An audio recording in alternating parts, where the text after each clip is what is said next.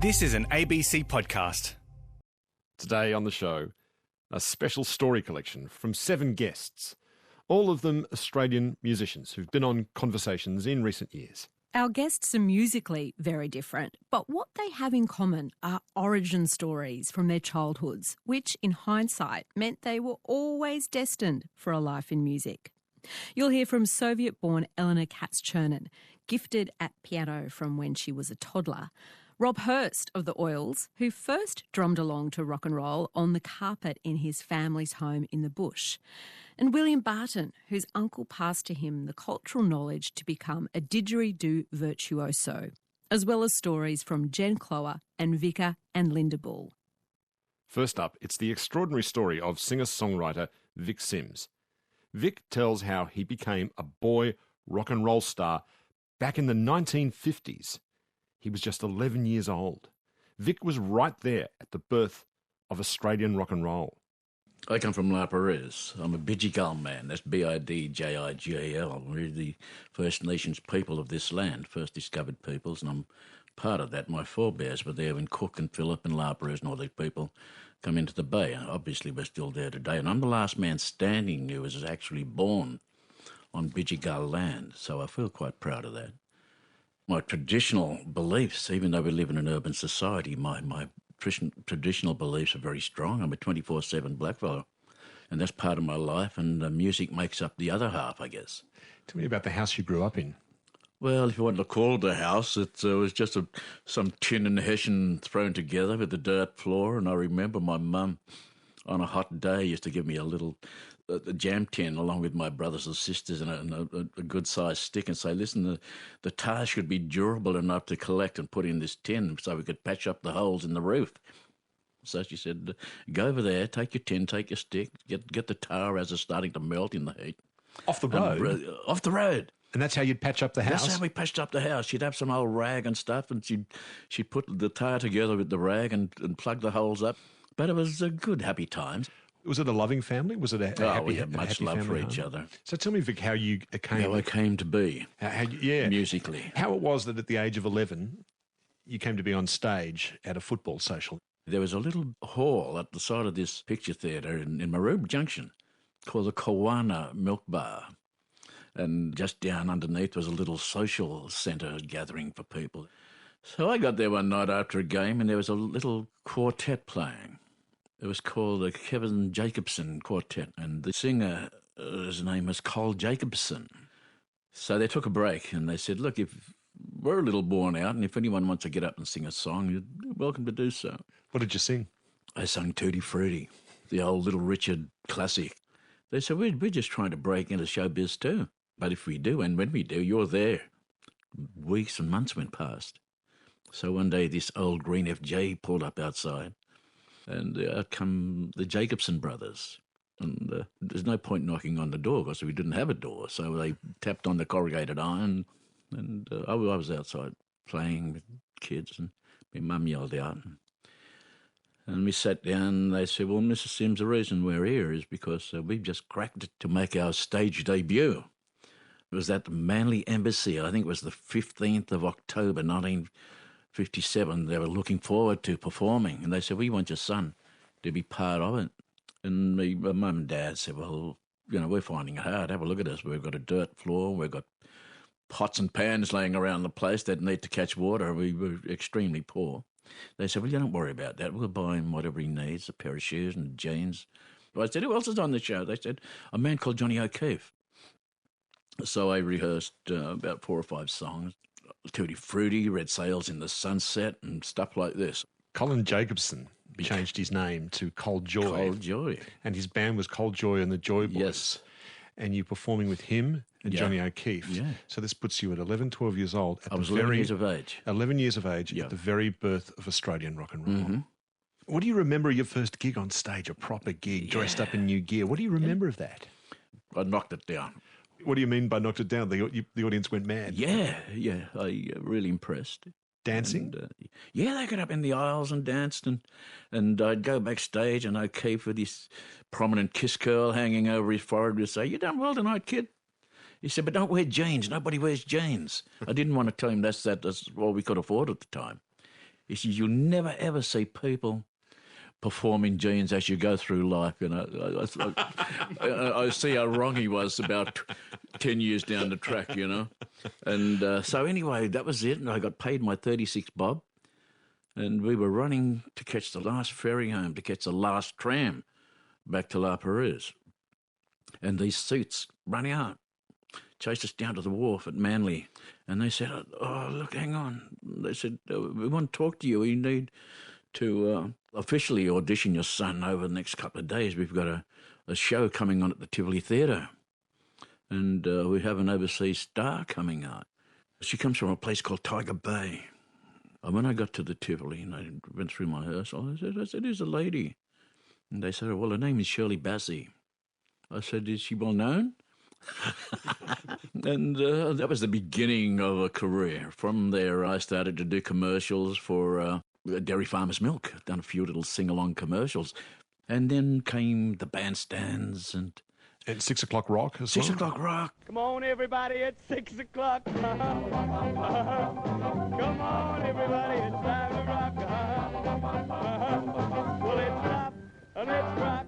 Come on, everybody, it's 6 o'clock. Well, everybody knows. A lot of those shows were live to air, weren't they? Yeah. And then I started to travel interstate, and I just got into trouble for not being at school and got a rap across the knuckles because it was quite imperative that Aboriginal children be educated at that time.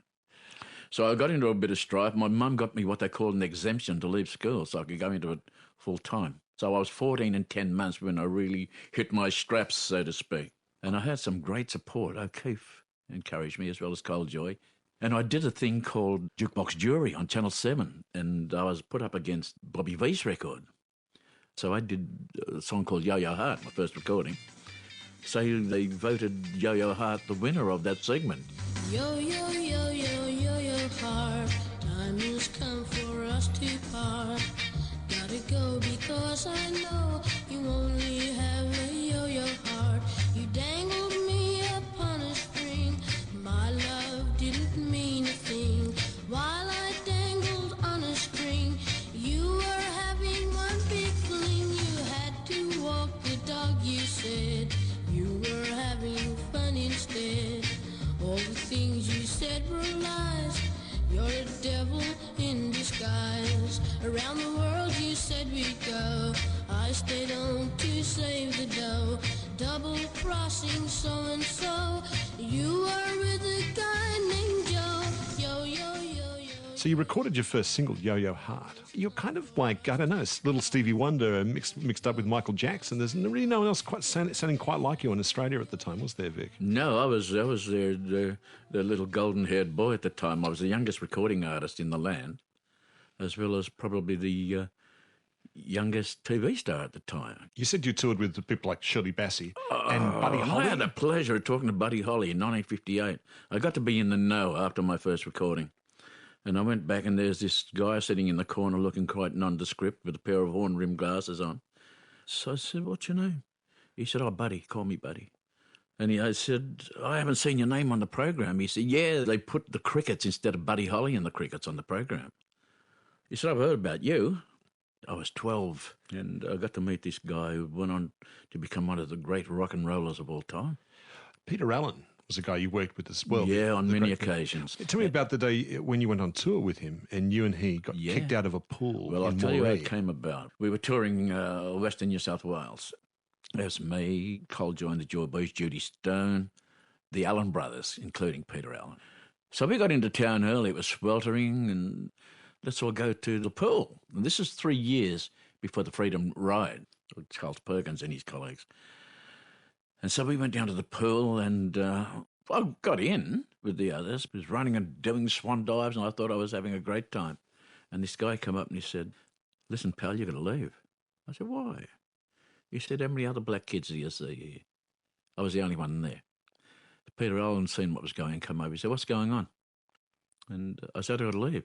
He said, why? And the bloke said, well, there's no Aboriginal people allowed in this pool. So I said, okay, if that's the case, but you will hear more about this. So they kicked me out. And he said, well, if he's not good enough to stay here, we won't stay here either. And that was my first taste of prejudice. Even to this day, I've never known any of my musical colleagues in my long career who's judged me on anything other than what I think the talent I had. When you were kicked out, were you angry then? That was just strange to me because I've never experienced that before. I was just shocked about to know that this existed. So when I got to hear about the Freedom Ride, I said, well, this is going to open your eyes because I'm 3 years ahead of you people. You can sing on a stage, but can't swim in a pool. That's true. But out of that came inspiration as I got older to include that in some of the songs from the Loner.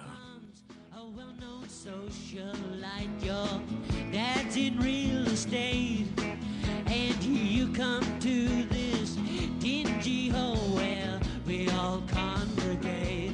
And is it because you cannot stand the so-called friends you meet? Do you feel you're on level terms with folk who can't compete? The Loner is the powerful album Vic Simms wrote in the 1970s when he was in prison. In 2014, Vic re-recorded The Loner with Brisbane musician Luke Peacock. Vic has since been inducted to the National Indigenous Music Awards Hall of Fame. Jen Cloher is a Melbourne singer-songwriter raised in Adelaide. And when we spoke, Jen had vivid recall of the music that shaped her as a child. My first musical memory was an album and it was on vinyl. I think on one side was maybe the Nutcracker and then on the other side was Peter and the Wolf. And I would have been, I think, maybe 4. And I became obsessed. I mean, for about a year, my parents said I would finish dinner, I was an only child, and I would go straight to the couch and they would have to put on Peter and the Wolf and I would sit there and listen to it from start to finish. What was it that grabbed you? I think it was a darkness to it, you know. There's an underbelly to Peter and the Wolf. There's this kind of danger lurking. And I think perhaps there was a part of me that thought that perhaps the story would change or, you know, like I think when you're a kid, you don't necessarily go, I'm going to listen to this and it's going to be the same thing every time, you know. And I think also I loved just hearing creative ideas and these instruments representing characters from Peter and the Wolf. So there was like the cat and the duck and Peter and his grandfather and then hearing all of those instruments together, you know, with the symphony. It was, I don't know, there was something about it that just totally sparked my imagination.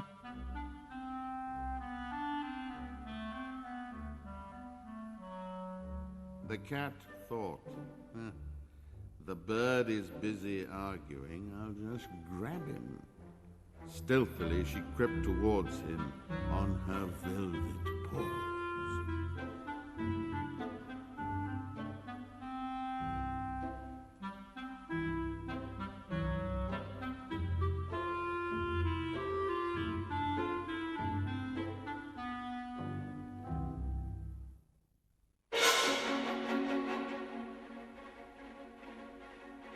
Look out, shouted Peter, and the bird immediately flew up into the tree.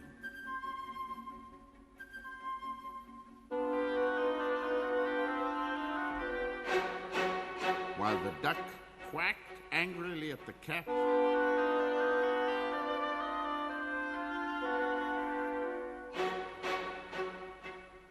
from the middle of the pond.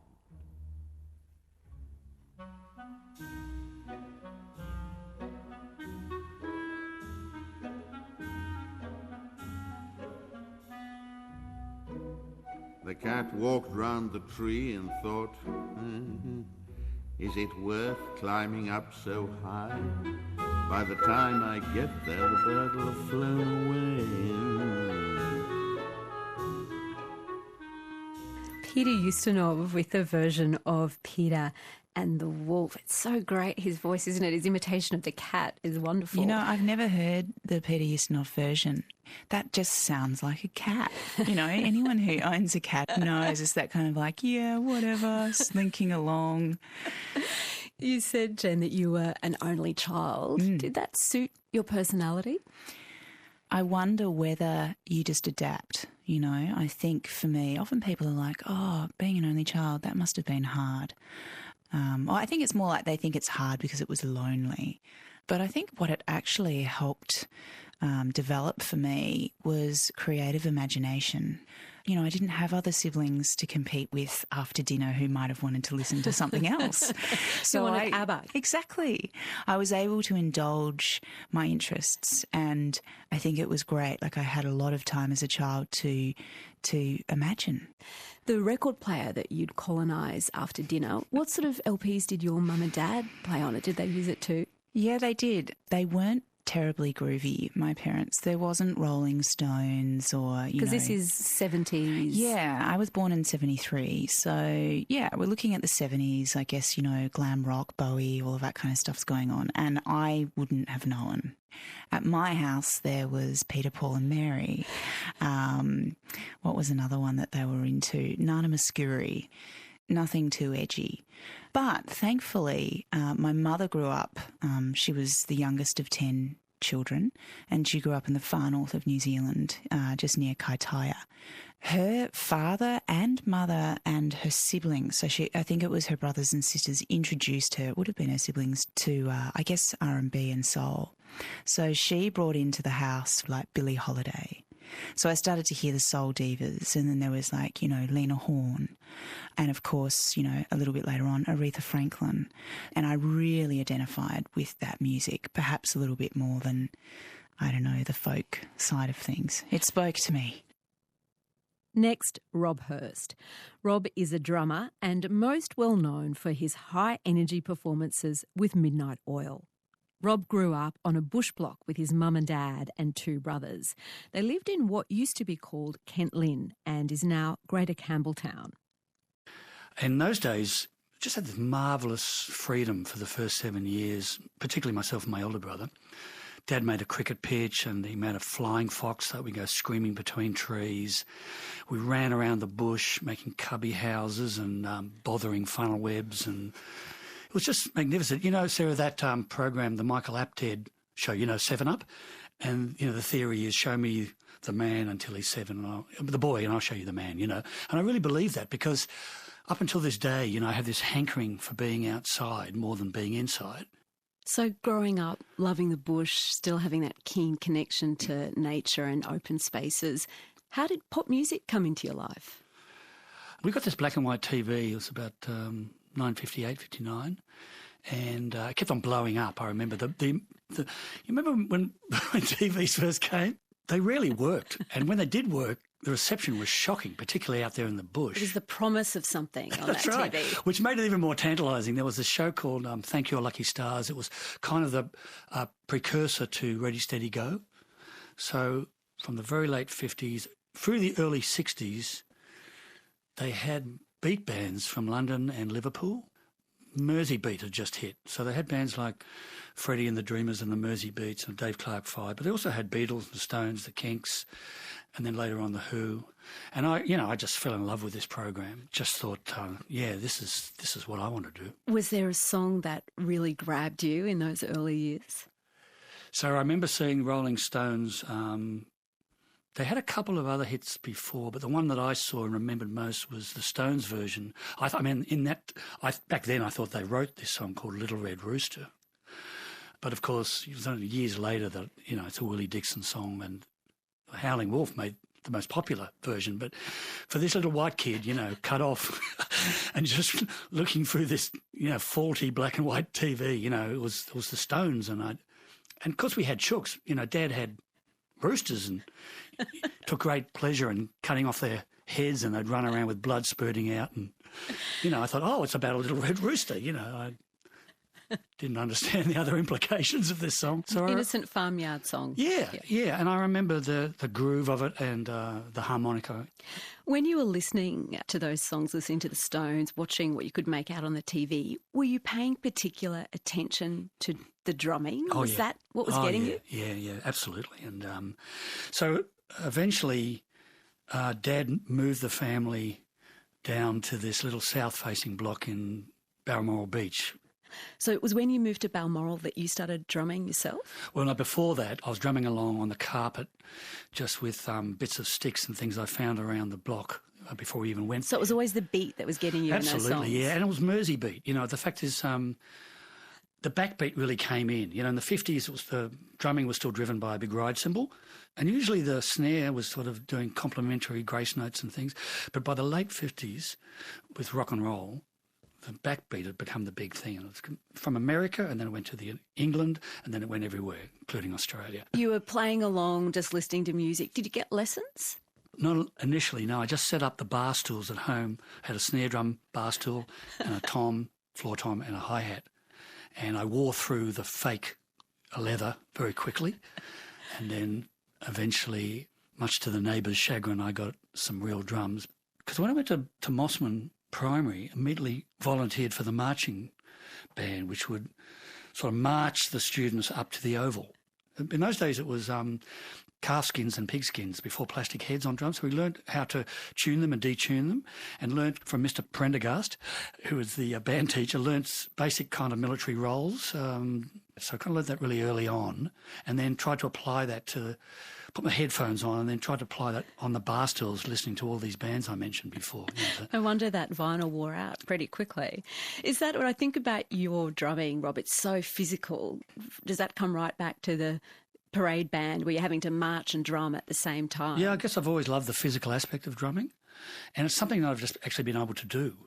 And I think I've sort of become, you know, like people become what their job is to a certain extent. And I sort of became this sort of drumming animal, you know, with the right muscles. And even today, for example, the Oils hadn't played for 15 years, but when we toured last year, all that muscle memory must have come back. Whereas if you put me on a push bike, you know, I can only get to the end of the street before I fall over and start gasping. They're different set of muscles. So the muscles I've got are only useful for playing the drums.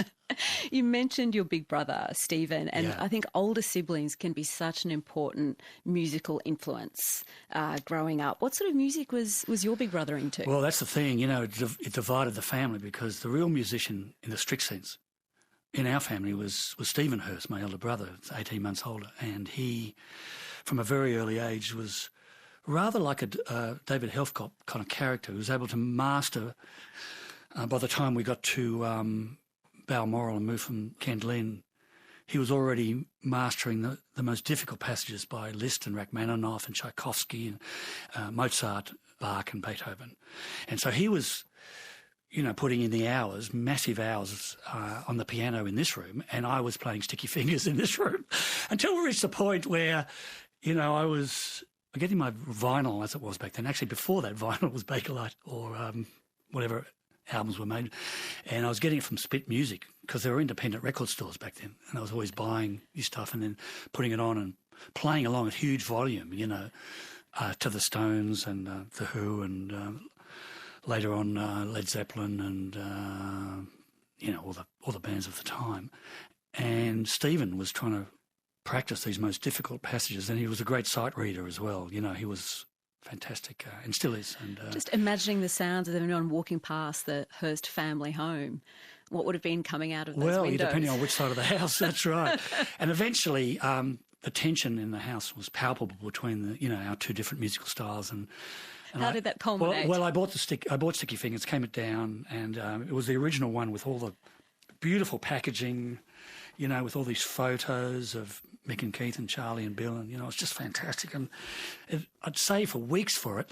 Anyway, I was playing it as loud as stereos went back then, and Stephen came rushing out and tore the needle across my new album, and he picked it off the turntable and then smashed it across his knee, and it exploded into a million pieces. So much so that years later, you know, it was bits of Moonlight Mile and Bitch and Can You Hear Me Knocking? You could find bits of those songs in the soft furnishings around, you know. How did you respond to this Stephen outrage? had been beating the living daylights out of me up until then, except I saw red and I chased him through the house, and he sort of looked at my eyes, you know, going red, and I managed to pin him down for the first time and decided that I would kill him. And which I was in the process of doing. My tiny mother, she was less than 5 foot tall, tore me off before I actually did that. And after that, there was a grudging respect between the two musicians at home. And, you know, we got on, from that point on, we got on really well. You know, there was an armistice.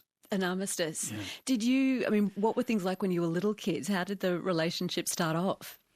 Poorly, because on the day I was brought back from Camden Hospital, Stephen took one look at me and picked up a piece of wood with a nail in it and drove it into my head. Actually drove it into your head? Yeah. So Mum had to turn around and go back to Camden Hospital and readmit me. And it was kind of war from then point on, you know, like he'd...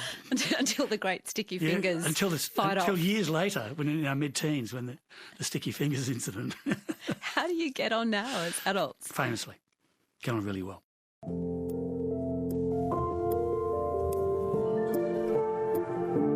You're listening to Conversations.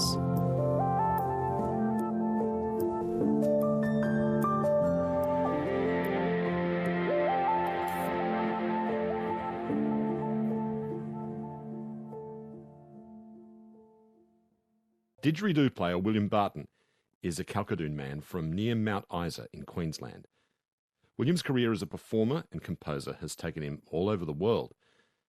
But in 2010, when we sat down together, I started by asking him to describe his country.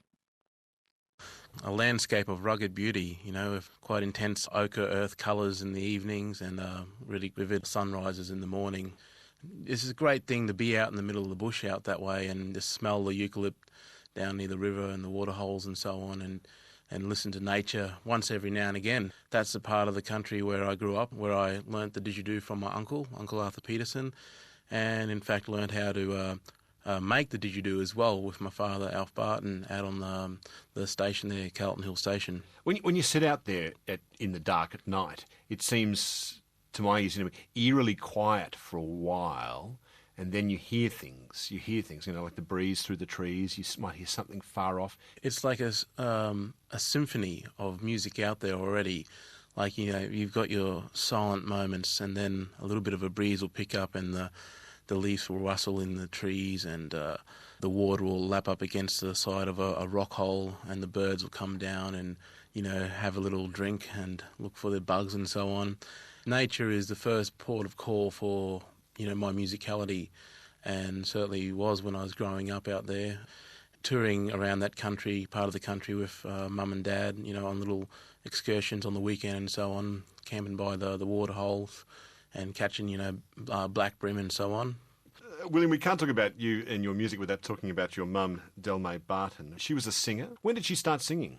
In her early years as a child, growing up in Springshaw and Emerald out in the bush, she fell in love with Mario Lanza and the Great Caruso. Mum's father became blind through work accidents, and so they watched a lot of silent films, and so that was the musical backing in some of the movies that they saw. It wasn't until later in late 30s, I guess, early 40s, that she started singing again when she was in Mount Isa. Because she had an unusual operatic-style voice out in the middle of the scrub. You know, the teachers at the time weren't very appreciative of her style of voice. Were they discouraging? Yeah, in a way, yeah. Mum actually performed with my uncle as well on didgeridoo. So it's this operatic style with straight didgeridoo. So that's the music you grew up with then, William. So this integration of, you know, the old symphonic tradition from Europe with didgeridoo is just like a natural part of your childhood then? Yeah, that's correct. I became immersed in that subconsciously at a very early age. Tell me about learning to play the didgeridoo, how that started for you. Is playing the didgeridoo something you choose to do, or is it chosen for you?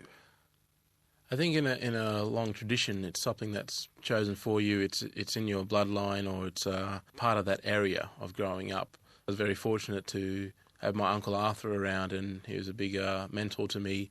Did he just come to you one day and just say, it's time you learnt this? How did that go? From memory, it was more of my enthusiasm to sit there and listen to the didgeridoos, to him telling the stories, because he was such a great storyteller and he could really paint that picture of little comedy traditional stories or, you know, just playing the didgeridoo solo. And it's very, very powerful, you know, listening to a master of the instrument like an elder. It's a different technique as opposed to someone learning from the internet or, you know, do-it-yourself help book on didgeridoo playing. Could you really learn about, you know, the language of it? You know, I learnt a lot in that period of time growing up in Mount Isa. My uncle actually passed away when I was 11, 12 years old, but I learned enough to actually kick through, be able to play it every day up to 8 hours until my lungs were sore of practice, because I loved it so much, you know. It wasn't about me, oh yeah, I'm putting the timer on now, I'm going to practice for 8 hours. It was pretty much, yeah, just muck around all day and get the language, to try to express the language, because as with any musician, as they know, at a certain level, you can have plenty of technique and be a show-off or whatever, but it doesn't mean nothing without being able to tell a story. You're a tall guy, but where does an 11-year-old find the lungs to actually make that much noise through a didgeridoo? Go to Dick Smith Electronic and get a little microchip and a foot pump. I actually played on an adult-sized didgeridoo, and so that immediately had to force my lungs to expand and grow stronger in a short period of time, rather than have a shorter didgeridoo. Does that mean you're playing for weeks of just with these funny little squeaks and squawks before you can actually learn how to make enough noise to travel right down the didge? Well, the first process of it is actually getting the vibrations of the lips, which is the fundamental note, as you would with the low note on the trombone or tuba. So it's like, that's through the hands for those listeners, and then progressing to learning and imitating the bird sounds and the articulation with the tongue. So, and then the next step, of course, is to progress to the circular breathing. Now, people always think circular breathing is the hardest thing, but in fact, it's the easiest thing compared to all the other elements you've got to learn. No, I've never been able to do it. I reckon it's hard. I reckon I can teach you in 5 minutes a concept and you'll be playing with the London Philharmonic in no time. You subscribed as a kid to ABC Classical newsletter from Classic FM. What were you thinking when you were flicking through that as a kid? I guess at the time it was just my initial stages of wanting to actually play with an orchestra and then, you know, getting the opportunity when I was 17, and I'm thinking, yeah, one day my name's going to be there, not just as a didgeridoo player, but as a composer. And the funny thing was, like, you know, I play a didgeridoo solo.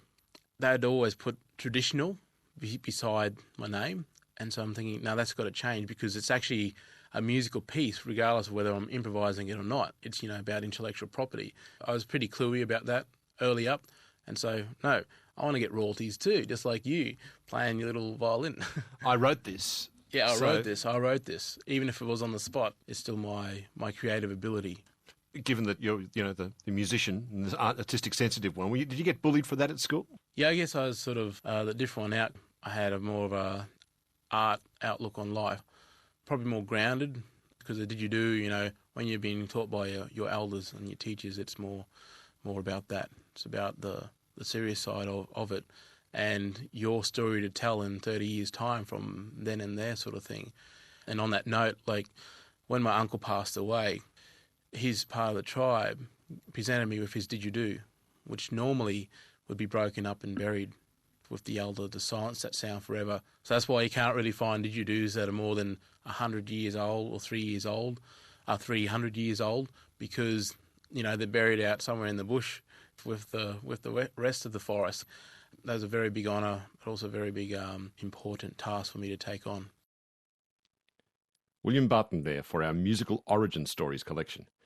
William's newest full-length work, A Lullaby, is premiering with the Queensland Symphony Orchestra on ABC Classic this month. Next, Elena Kats-Chernin. Elena is one of our most celebrated and prolific composers. She was born in Tashkent, which was then part of the Soviet Union. When Elena was very little, she caused her parents some worry. I was, for some reason, slow in starting to talk. And when I talked, I picked up from my neighbour's child a lot of speech impediments. So I spoke with a lot of letters really wrongly. And somehow the speech was really not coming out very much at all. And when I was 4, and we moved to Yaroslavl, and then my sister started having piano lessons. I heard her take those lessons when she was 6, and somehow when I got home from that lesson, I started playing all the pieces that my sister was playing. How? Was supposed to play, actually. How? I wish I knew, because she can remember much more than I can. She just says it was just this... So you don't remember this is what you've been told of what you did? Yes, because I can't remember. It was actually it was because I was about 4 and a half or 5. I can't remember this at all. You were 4 and you were hearing music on the piano and just... playing it? What do you mean, finding it on the keyboards? It was just right there. It's like reading an alphabet. I just knew it. It just was kind of a language which was there, and it was simple. I don't know. It's just, the pieces weren't amazingly difficult. They were just little da-da-da-da-da-da, just really small. But somehow immediately those letters connected with the notes and with the melody, they made sense to me. Much more than words. So... I don't think I spoke very well, while I already could play the piano. It was a huge relief to my parents and my sister as well, because they were worried that I was a little bit undeveloped. Yeah. So suddenly this complete change around happened, and I guess they were very happy. I think it was a little bit difficult for my sister. She was really smart, and she still is smart, but I think... There suddenly I was with kind of beyond that. I was different. It was just different, different kind of smartness. But I must say, my sister is the person who actually taught me to speak properly. When she was 6, she was incredible. She's the best teacher. So she actually worked on my speech and made me repeat letters constantly after her. And she actually made me lose those impediments. Who encouraged you then to learn music? Did you then take formal lessons very quickly at a young age? Yes, my parents then immediately, of course, noticed that there was this gift, as we say, and they talked to the teacher. And then I got lessons quite intense, actually, because I needed more. I was very fast, so I needed more lessons quicker. So there you are, Elena. You're like the Lisa Simpson of Tashkent. Oh, I like that. Oh, this is good. This is going to stick. I'm going to bill you as that from now on. And you're picking up this music. How were your parents about music then for you? Were they the kind of parents that were encouraging, or were they going to say, there's no way I'm going to buy you a piano. Go and study maths or something instead? Well, not only that, we actually had 2 pianos. Oh, you had 2? Yeah, well, my mum, my mum was actually, I would like to say musician, but she never really became a musician, but she studied music at the same time as she studied medicine. She was mad about music. My father had violin lessons when he was a child, and he loved music, but he never really pursued it. So both of them were very excited. So there was no problem. It was the opposite. They wanted me to play all day, and anytime any guest came over, there I was, of course, go and play us, Moonlight Sonata, go and play us this. So that was a little bit annoying. But so you were always a kind of a showpiece, right? Yeah, little Mozart. Yeah, little Mozart being wheeled out to play something beautiful in front of everyone. Exactly. I'm guessing you loved it straight away, and it became an obsession for you, I suppose. Straight away, music. Did it crowd out everything else from your young life? A little bit, yes. I kind of did not really have a childhood like other people in some ways. So I did feel a little bit envious of some friends. And a lot of times, let's say I had a few friends, and they would do something after school. And I'd say, what are you doing? And they say, we're not going to tell you. You're not going to come anyway. You'll never have time. And that's kind of, I must say, that hasn't changed very much. That's mean. Yeah, it was mean. I was very upset. As a child, I had lots of those situations where I had to miss out on just fun. What did that mean, though? Did you find a way to let music take over the rest of your studies, for example? No, we actually had quite tough schooling and a lot of homework. So I think the hardest thing for me, in that time was getting up in the morning, because I went to bed really late. So I remember those waking up was torture, because I really didn't sleep. As children need more sleep than adults. Why were you up so late? Because I had to do all this homework. Because after school I was running to, I actually had figure skating on top of music. I was running with my figure skates to the figure skating. Then I ran to this music school, had a piano lesson or a theory lesson or a music history lesson. Then I ran maybe back to ice skating training. And then I went home and had to do all this homework that I actually had to do for the school. And when would you start that? What time of night would that be? Sometimes I got home at 9, and I had to and I usually just gulped a bun on the way to figure skating. I didn't always have proper dinner, but sometimes I did. My parents were great, I must say. My mum very often came with me, and she stood there at the, figure skating rink. Were you in love with figure skating too, Elena? Actually, not really, no. I wasn't that good at it. And I must say it was a bit of a struggle for me. But my mother thought it was a really good thing to do, physical education. And she really wanted us, my sister and me, to be fit. So that was the reason she took us to the figure skating in the first place. Because we were in the fresh air, outdoors, doing exercise, doing something. Otherwise, you'd spend all your time huddled over a piano. That's right. Indoors. That's right. But it was, of course, quite competitive. And that's where I think it didn't quite excite me, because I didn't want to be competitive in the figure skating field. My competitiveness, it's a hard word, it would be rather more in the music. So in some ways, I didn't really love it. I'm guessing this is the 1970s we're talking about. That's called the Brezhnev era, the era of stagnation. Food in short supply? What do you remember of that time? Okay, food. Everybody somehow got around. In the shops there wasn't much available. You could always get bread, sugar and flour and milk. So that was the staple food. Scones all day then. Yeah, sort of. And you could always get potatoes. And so I was actually brought up on potatoes. And I always think that shows, because I still love potatoes. Funny enough, you learn to be very creative with potatoes. What's really hard is to get meat. It was very difficult, and any vegetables which are not in season, you could get beetroot in winter, sometimes, but it was really difficult. You had to be not only creative in food making, you had to be creative way to get it and how to get it, and if something was suddenly available, let's say you found out that there was beef available in this shop, there was suddenly this huge queue of people running in and trying to get it. And of course, also, there was this system of giving you that much meat, but then you had to buy a lot of bones and fat on top of it. You wouldn't get the other bit of the meat without buying that fat. So that was quite interesting. And, when you kind of there, you don't think about it that much. You don't know what you're not having, do you? Exactly. So, you don't think about it. You're happy when you get your cucumbers, which is sometimes difficult to get. You're just very happy to get something new. Occasionally, my father used to go to Moscow for work, and he would bring bananas back, and that was just like a miracle. Or oranges, we would make them last for months. Sometimes I think I would open an orange and split it in bits, in those little bits, and leave a couple of them for the next day. And and when they even get hard, they were still so precious to us. It was just very different attitude to food. If you can only get one orange a year, that orange must be like heaven. Yes, and sometimes I look at an orange here and there's abundance of fruit and vegetables. You don't care? I do. I sometimes do remember those days where there's one little bit, like one portion of that. Yeah, of this orange was so special. I remember how my sister and I, we used to talk about it, and we used to sort of leave those bits, just next to our pillow, just for the next morning to enjoy it.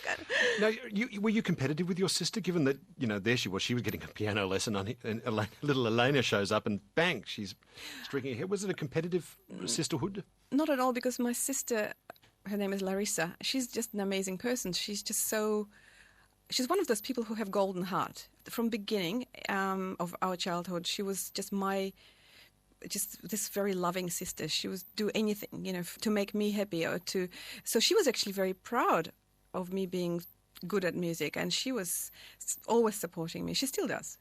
14, you went to Moscow, going to the big city. Now, everyone was trying to get into Moscow in those days, weren't they, in the Soviet Union? Was that because there was more food and there were just more goods, really, more oranges? That's actually true in some ways. But no, there was actually the best musical education in the country. So to actually really progress and learn something amazing training, to get this amazing training of music, you actually had to go to Moscow, or in those days Leningrad as well, which is now St. Petersburg. You had to go to one of those two.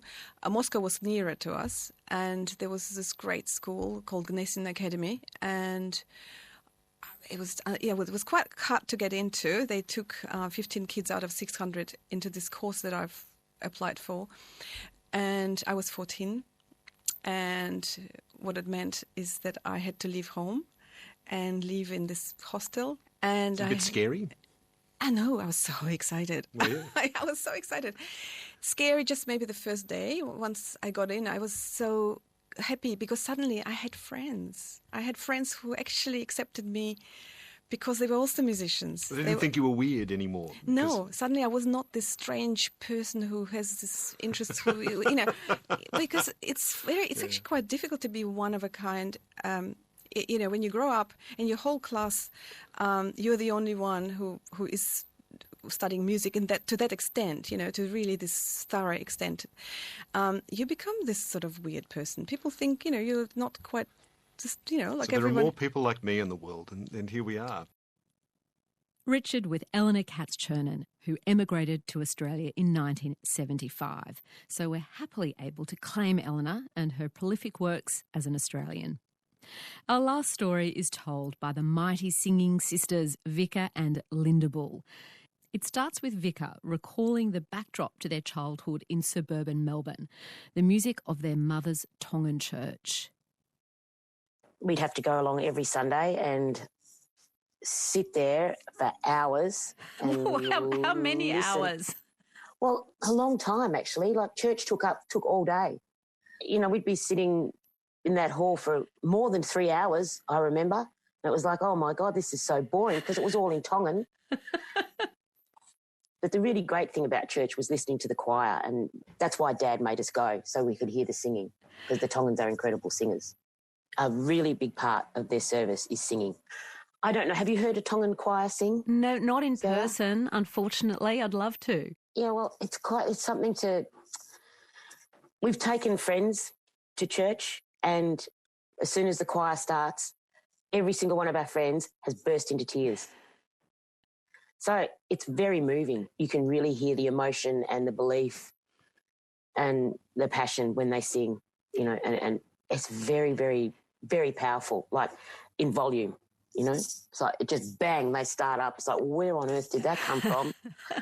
Did your mum sing in the choir, Vika? Yes, she did.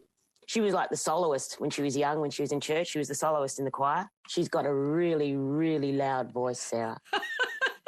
She's got the loudest voice out of everybody. Like Linda and I would, as soon as she'd open her mouth, Linda and I would duck for cover and we'd hide under the church pews because we were so embarrassed at how loud she was. Is that how you remember it too, Linda? Well, when you're a kid and you hear something embarrassing, your eyes kind of widen and you look down, it's like, oh, my goodness, what are we going to do? This is our mum. So we just sort of looked down and she'd just hold our hands and, she was going for it for Jesus and we'd sit there and listen. But, I knew that she had a beautiful voice. I could hear that beautiful timbre. Her voice cuts through sheet metal. That's where Vika gets it from, They all compete with one another.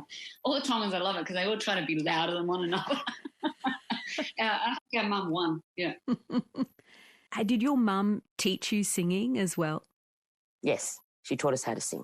She taught us how to sing in harmony, and she could hear that we could sing in tune because we used to sing all the time, along to TV theme songs, ads, the radio, everything on, 3XY we'd sing along to. We just loved singing, and so she thought, oh, well, they can hold a tune, so I'll teach them how to sing in harmony. So she taught Linda the low parts and me the high parts, and off we went. Did you girls sing in church too? No, not really. We did one performance once in front of everyone. Mum taught us a song. What was it? It was a pretty daggy song.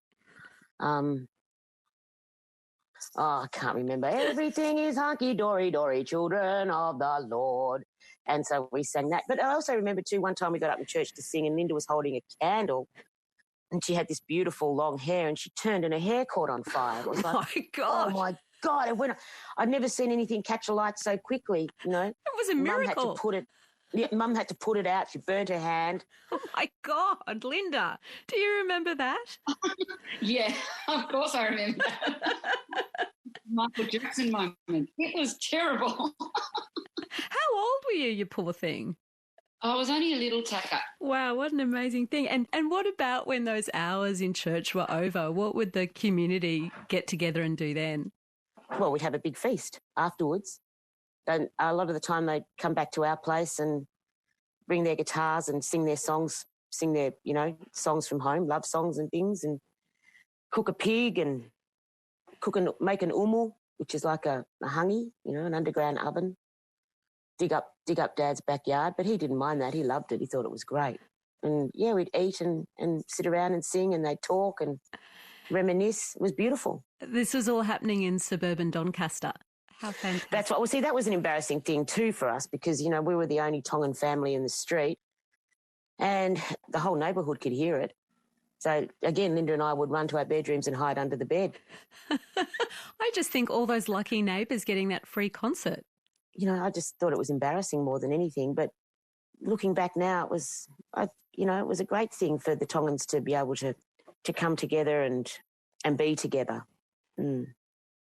Vika Bull and sister Linda Bull, who drew on the music and the harmonies from their formative years to forge big careers that are going stronger than ever decades later. The other stories in our musical origins collection were from, in order, Vic Simms, Jen Cloher, Rob Hirst, William Barton and Elena Kats-Chernin. You can find links to their full episodes on the Conversations website, and we really hope you'll seek them out. There's plenty more stories there. From Richard Feidler and from me, Sarah Konoski, thanks for listening. And of course, extra special thank you to all those extraordinary musicians.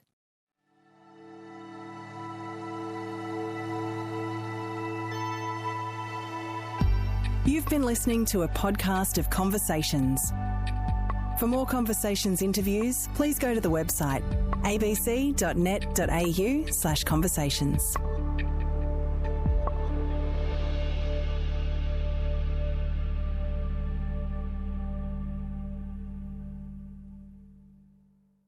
Discover more great ABC podcasts, live radio and exclusives on the ABC Listen app.